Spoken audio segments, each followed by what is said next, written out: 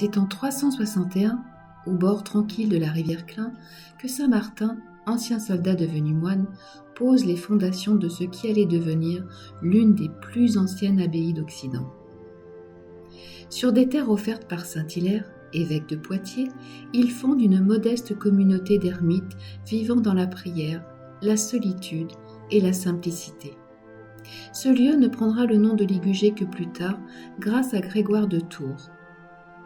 Lorsque saint Martin quitte Ligugé pour devenir évêque de Tours vers 370, il laisse derrière lui bien plus qu'un monastère, un modèle, un appel à vivre ensemble, et autrement.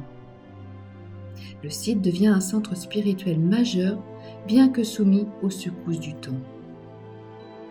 Les siècles suivants seront marqués par de nombreux drames. Invasion normande, guerre de 100 ans, occupation anglaise, guerre de religion, sans oublier bien sûr la Révolution française qui transforme l'abbaye en bien national. Les bâtiments sont détruits, vendus et réaffectés. En 1851, Monseigneur Pie, évêque de Poitiers, rachète les lieux à l'occasion du passage du chemin de fer. Il en confie la destinée à Don Guéranger, restaurateur de la vie bénédictine en France. En 1853, 4 moines reprennent possession des lieux et l'abbaye renaît en 1856. La loi de 1901 contraint les communautés religieuses à l'exil, mais les moines reviennent en 1923, fidèles à la vocation de saint Martin. Durant la Seconde Guerre mondiale, les bâtiments de l'abbaye furent réquisitionnés par l'armée allemande.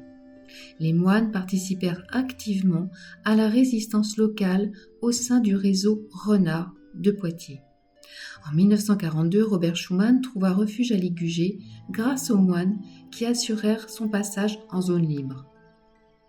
Le père Aimé Lambert fut déporté puis exécuté pour son engagement dans la résistance.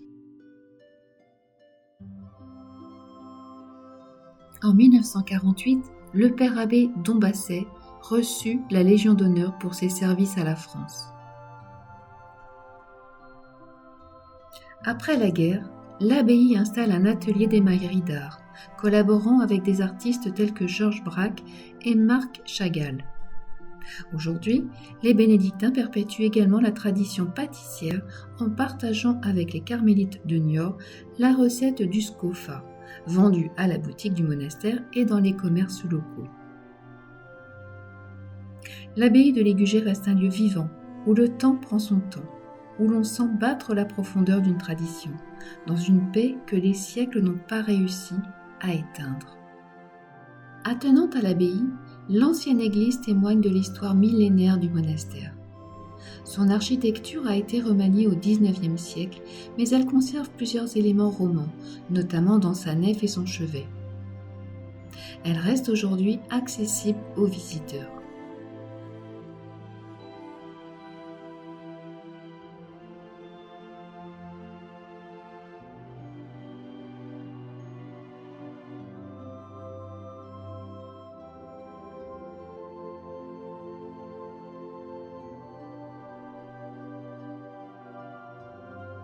À proximité, la chapelle du catéchumène, édifiée au XIIIe siècle, a également été restaurée au XIXe siècle. Elle rappelle un miracle attribué à saint Martin, la résurrection d'un jeune catéchumène. À l'intérieur, un vitrail contemporain de Labouret illustre cette scène dans une lumière vibrante, tandis que quelques ex-voto perpétuent la ferveur populaire. Depuis 1963, les moines célèbrent les offices dans une nouvelle église monastique sobre et contemporaine, construite au cœur du cloître.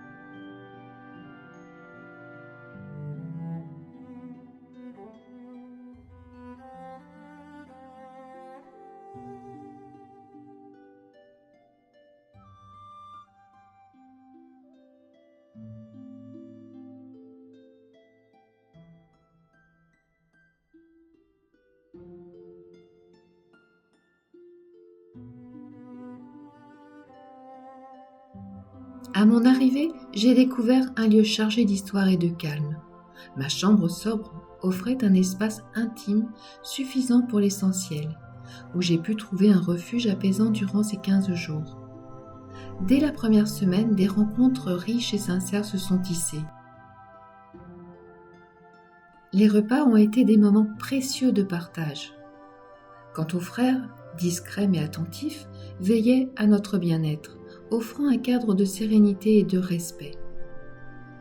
J'ai eu la chance de croiser la route de Jacques, un homme d'une bienveillance profonde qui vit au monastère depuis de nombreuses années. À 85 ans, il incarne une sérénité et une vitalité rares.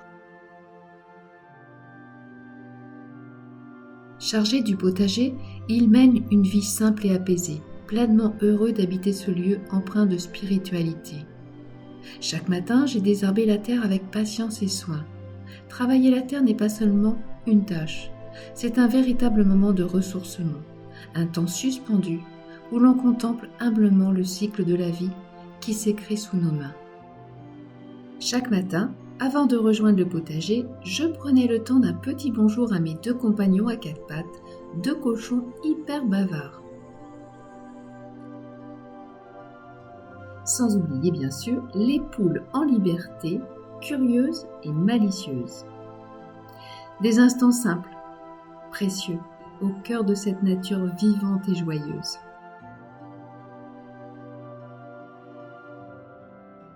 Un très bel échange avec frère Joseph-Marie en charge du woofing, avec la visite du laboratoire de la pâtisserie et de l'atelier des émaux, me permettant ainsi de découvrir leur univers de travail. Nous avons évoqué un projet qui me tient à cœur, un séjour de bénévolat à l'étranger. Et il en est le guide bienveillant. Je garde l'espoir que cette belle aventure pourra peut-être se concrétiser. Je remercie également frère Laurent-Marie pour son accueil chaleureux, sa présence discrète mais essentielle et son sourire lumineux qui l'accompagne. Je remercie également frère Pascal qui m'a généreusement invité à son dimanche en famille, moment de convivialité et de partage, mêlé à la découverte de ses passions pour la musique et le chant. Ce séjour à l'abbaye de Légugé m'a offert bien plus qu'une simple expérience de woofing.